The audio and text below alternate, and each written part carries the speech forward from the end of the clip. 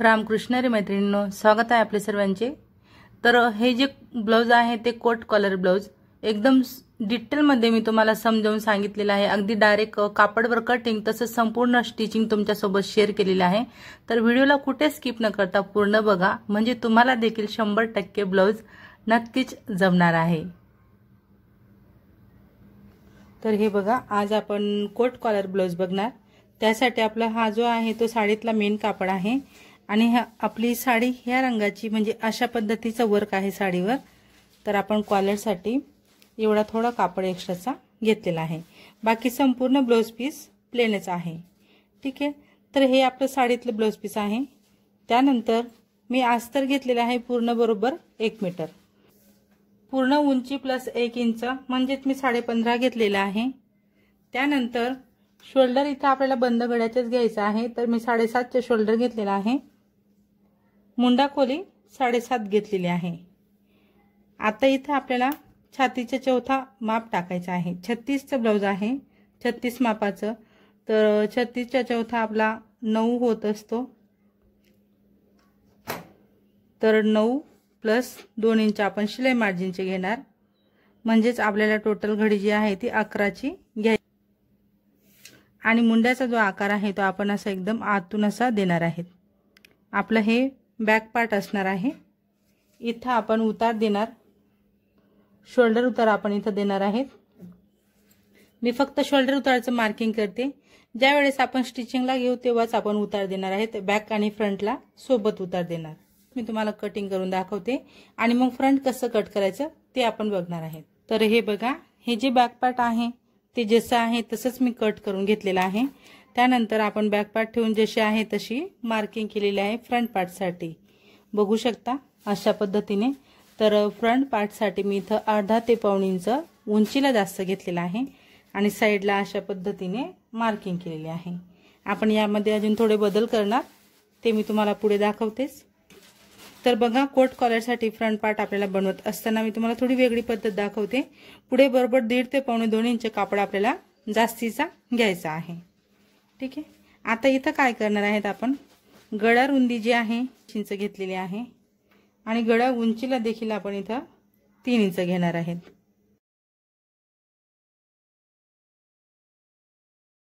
आता हा बॉक्स तयार झाल्यानंतर आपल्याला इथं मस्त असं राऊंड शेप द्यायचा आहे।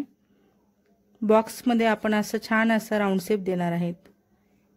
ओके, कॉलर आपण लावणार, त्यासाठी आपण हा राऊंड शेप दिला आणि इथं बरोबर पुढे आपला हा जो काही आपण जास्तीचा कापड घेतलाय तो पूर्णपणे आपल्याला इथं घ्यायचा आहे। तुमच्या चॉईस नुसार आहे, तुम्हाला जेवढा डीप घ्यायचा आहे तेवढा तुम्ही घेऊ शकता। तर बघा, मी इथं अशा पद्धतीने टेप लावते आणि इथं आता मला पुढचा गळा जो आहे तो बरोबर 7.5 ते 8 इंचापर्यंत डीप घ्यायचा आहे। 8चा मी गळा इथं घेतलेला आहे, तुम्ही तुमच्या आवडीनुसार कमी जास्त घेऊ शकता।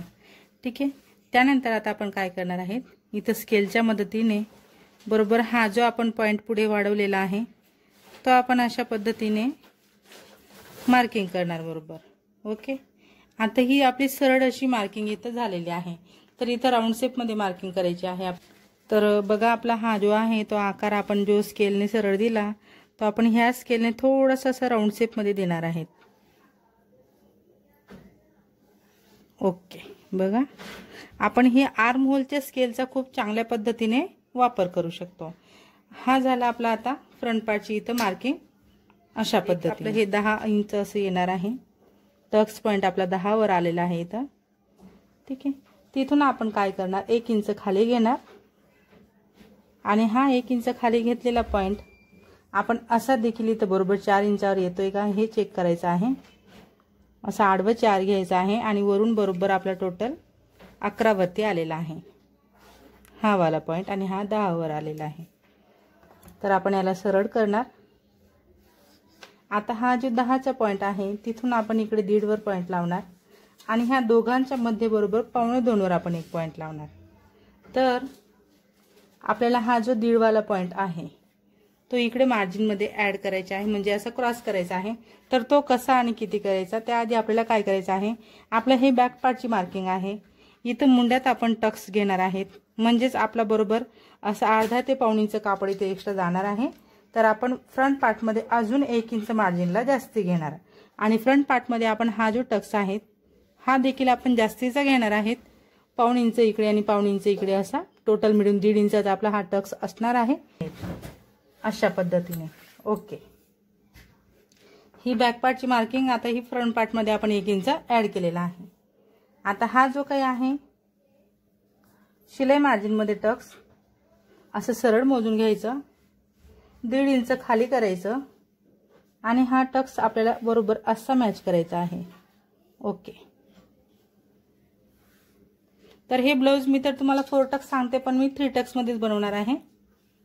आता हा जो टक्स आहे तो आपण असा इकडे मॅच करणार आहेत.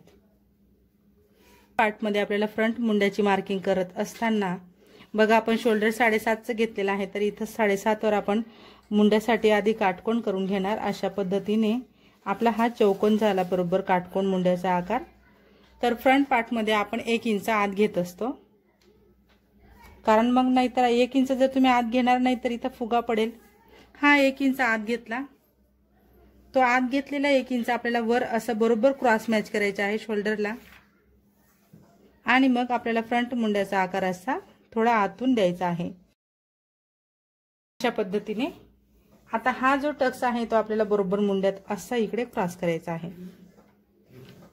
ठीक आहे. आपला बरोबर 1.5 इंचाचा टक्स असणार आहे टोटल मिळून. 1.5 इंच इकडे, 1.5 इंच इकडे.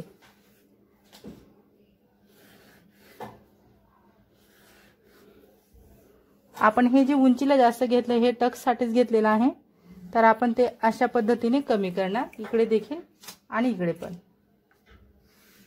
अशा पद्धतीने. तर ही आपली फ्रंट पार्टची मार्किंग झालेली आहे. जशी मार्किंग केली मी तशीच कटिंग करून तुम्हाला दाखवते.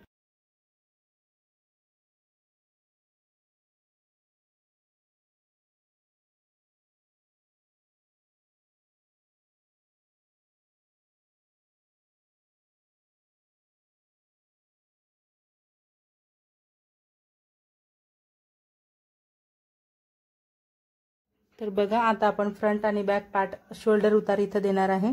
दोघांना आपण सोबतच सारखा असा उतार देणार. तर इथं आपण गड्याचा पॉइंट बघणार कुठं आहे इथपर्यंत, तर आपण इथपर्यंत जसा उतार देणार आहेत. फ्रंट आणि बॅकला सोबत उतार द्यायचा असतो आणि बंद गड्याचे असल्यामुळे आपण उतार ह्या बाजूला देतोय.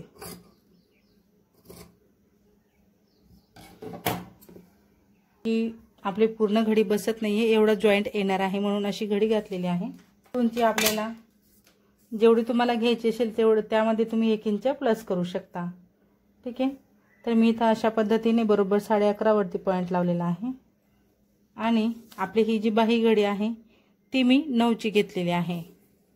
इकडे देखील आपण 11.5 पर्यंत असा टेप लावायचा आणि 4 वर पॉइंट लावायचा, म्हणजे 4 इंचाचा आपण इथं उतार देणार आहेत. तर हा आपला 4 इंचाचा उतार असणार आहे.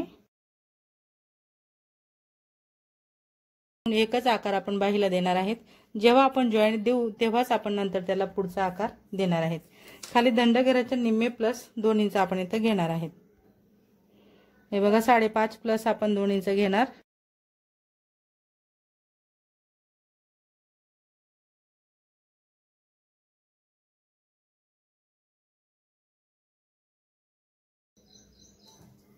आता हे संपूर्ण आपले जे आपण अस्तर कट केलेलं आहे ते मेन कापडावर ठेवत आपण इथे व्यवस्थित अशी कटिंग करणार आहेत.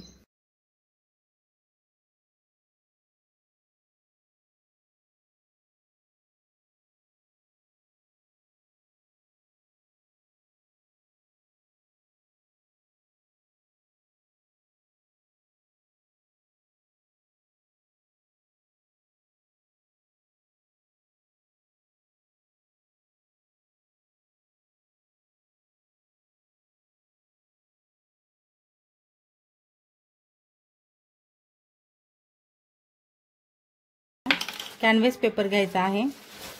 कॅनव्हास पेपर मी सिंगल मध्ये असं व्यवस्थित ठेवून घेतलेला आहे ते प्रमाणे आपण इथं बरोबर मार्किंग करणार आहेत.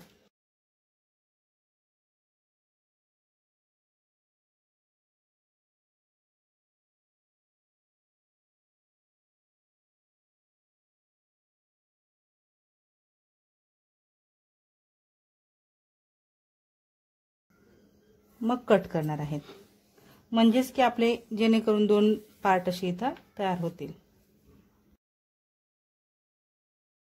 बघा आता आपण काय करणार आहेत, ही जी कॉलर आपण कट केलेली आहे ती कॉलर आपण ह्या कापडावर प्रेसच्या मदतीने चिपकवून घेणार। पण ज्या वेळेस तुमच्याकडे असा कापड येईल तेव्हा तुम्हाला ही कॉलर चिपकवत असताना असं चेक करायचं आहे। बघा आता हे ट्रान्सपरंट दिसतंय, म्हणजे याला अजिबात कलरचा शेड आलेला नाहीये। मग अशा वेळेस आपल्याला काय करायचं आहे की आपल्याला इथं अस्तरचा वापर करायचा आहे। हे जे काही आपलं अस्तर आहे हे अस्तर ठेवत आपण असं व्यवस्थित असं इथं अस्तर ठेवून घेणार आणि मग नंतर आपण त्यावर हा जो काही कापड आहे तो असा ठेवणार आहे। बघू शकता आता एकदम परफेक्ट असं त्याला शेड आलेला आहे। मार्किंग करा म्हणजे लक्षात राहील। तर ही वाली शिदी बाजू आहे आपण त्याला असं पलटवून घेणार, म्हणजेच काय झालेलं आहे आता ही उलट बाजू आहे आणि खाली शिदी बाजू गेलेली आहे। तर आपण हे जे काही आपलं अस्तर आहे हे उलट बाजूवरच ठेवत संपूर्ण आपण त्याला स्टिचिंग करणार आहेत। बघा इथं कुठेच आपल्याला फोल्ड वगैरे काहीच करायचं नाहीये। तर हे बघा अशा पद्धतीने मी हे जे फ्रंट पार्ट आहे ते असं व्यवस्थित अस्तरला अटॅच केलेलं आहे। बघू शकता एकदम छान असं। त्यानंतर आता आपण जे कोट कॉलर बनवणार आहे त्यासाठी बघा हा जो आपण कॅनव्हास कट केलेला होता त्याला बघा मी असं जेवढा अस्तर आपल्याला लावायचं आहे तेवढंच मी तर लावून घेतलेलं आहे अशा पद्धतीने। तर आता आपण काय करणार आहे त्याला ह्या बाजूने असं फोल्ड करून घेणार आहेत, ठीक आहे। तर हे बघा आपण ह्या पार्टला अशा पद्धतीने ही जी सरळवाली बाजू होती मी ती फोल्ड केली आणि बाहेरचा एक्स्ट्राचा जो कापड होता तो आपण कट केलेला आहे। तर शिदी बाजू इथं ठेवलेली आहे, हे तो असा व्यवस्थित ठेवत आपण अशी टिप टाकणार आहेत। तर बघा आपण शिद्या पार्टवर आपलं जे पॅटर्न आहे कॉलरसाठी ते ठेवलेलं आहे आणि त्याला टिप टाकत आता आपण कट लावून घेतले आणि छानपैकी टोक काढत पलटवून घेतलेला आहे। तर फोल्ड केल्याप्रमाणे आता आपण काय करणार शिद्या बाजूवरून बरोबर दाबटीप टाकून घेणार आहेत। हवं तर तुम्ही इथं प्रेस देखील करू शकता, इस्त्रीच्या मदतीने देखील तुम्ही इथं फिनिशिंग करू शकता। तर जर कलर कॉम्बिनेशन मध्ये तुमच्याकडे कापड असेल तर तुम्ही त्याच्यात देखील ह्या पॅटर्नसाठी वापर करू शकणार। जी कोट कॉलरचा जो खालचा पार्ट आहे तो आपण असा घेणार आहे। त्यासाठी बघा 2.5 इंच आपण इथं पॉइंट लावलेला आहे। 2.5 वर दोन्ही बाजूला पॉइंट लावायचे आणि प्रेसच्या मदतीने आपण ही कॉलर नंतर तयार करणार आहेत। बघू शकता थोडंसं मी तुम्हाला एक्झाम्पल इथं देते आणि दाखवते की अशा पद्धतीने आपल्या कॉलरला लुक येणार आहे। त्यानंतर बॅक पार्ट मी नेहमीप्रमाणे संपूर्ण रेडी केलेला आहे। तर इथं गळा रुंदी मी 3 इंच घेणार आहे आणि गळा खोली 1 इंच घेत आपण असं नॉर्मल असा आकार देणार आणि व्यवस्थित असं कट करणार आहे।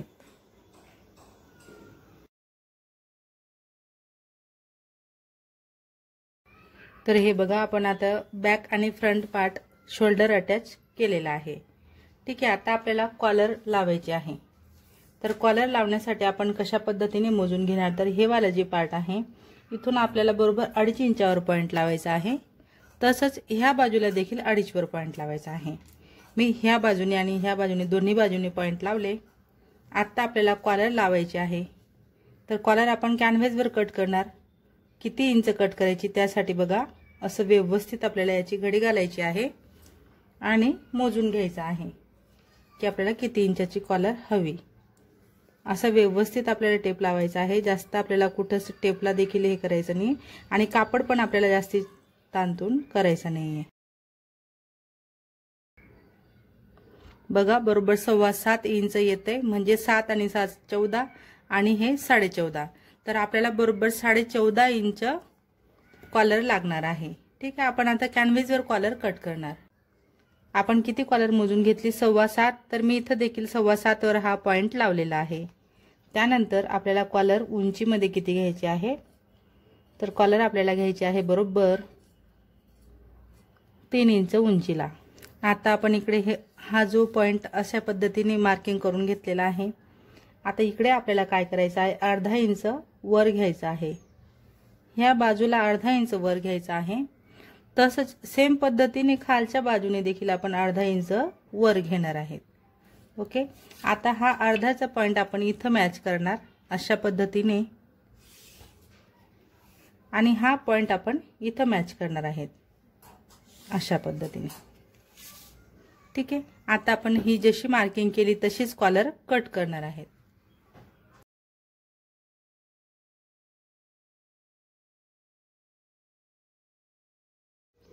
तर हे बघा, इथं आपण कॉलर अस्तरवर चिपकवून घेणार आहेत, कारण आपला जो कापड आहे कॉलरसाठी तो खूपच एकदम विरळ आहे आणि त्याच्यातून आपला कॅनव्हास दिसतंय, म्हणून आपल्याला सर्वप्रथम अस्तरवर लावायचं आहे आणि मग मेन कापडचा वापर करायचा आहे। तर अस्तर तसंच मेन फॅब्रिक लावत मी बघा एका बाजूने फोल्ड करून घेतलेला आहे कापड आणि फोल्ड वाल्या बाजूकडूनच आता आपण खाली एक अस्तर ठेवलेला आहे अजून, आणि तिथं बरोबर आपण 3 बाजूंनी टिप टाकणार आहेत।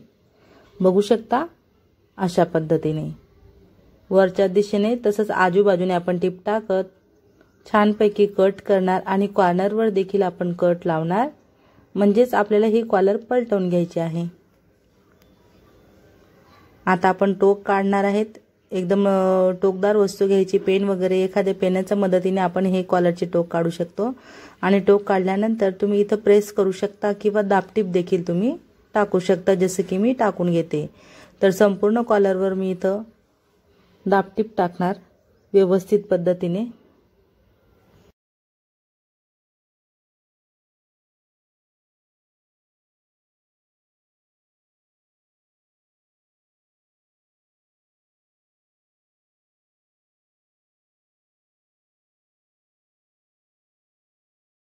बघा आता आपण इथं बॅक पार्टला सेंटरला कट लावलेला आहे, तसंच आपली ही जी कॉलर आहे याला देखील मी सेंटरला कट लावलेला आहे, म्हणजे लावून घेते।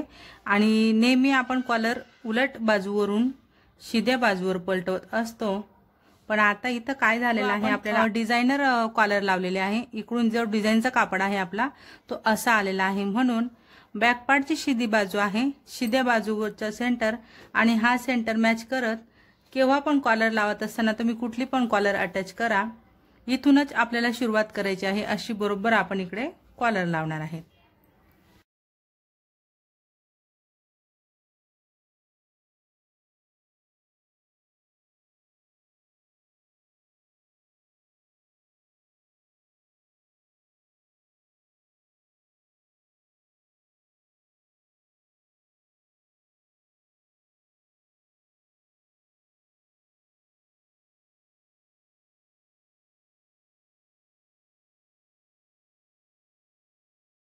हे बघा आता आपली कॉलर अशी लावली गेलेली आहे। आता ही उलट बाजू आहे, ब्लाउजची संपूर्ण उलट बाजू आहे फ्रंट पार्टची तशीच बॅक पार्टची।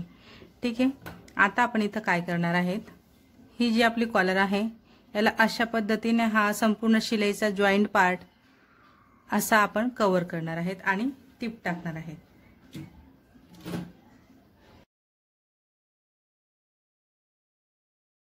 तर बघा एकाच व्हिडिओमध्ये संपूर्ण कटिंग तसंच स्टिचिंग दाखवण्याचा मी तुम्हाला पुरेपूर प्रयत्न केला, तरी देखील आपला व्हिडिओ खूपच मोठा झाला असता आणि आहेच तसा आपला आजचा हा व्हिडिओ बरोबर 20 मिनिटाचा तयार झालेला आहे।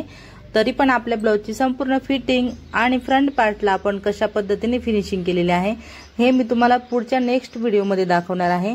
तर आजच्या व्हिडिओत आपल्याला फक्त कोट कॉलर कशी तयार झाली, संपूर्ण कटिंग ते स्टिचिंग मी तुम्हाला अगदी स्टेप बाय स्टेप दाखवलेलं आहे।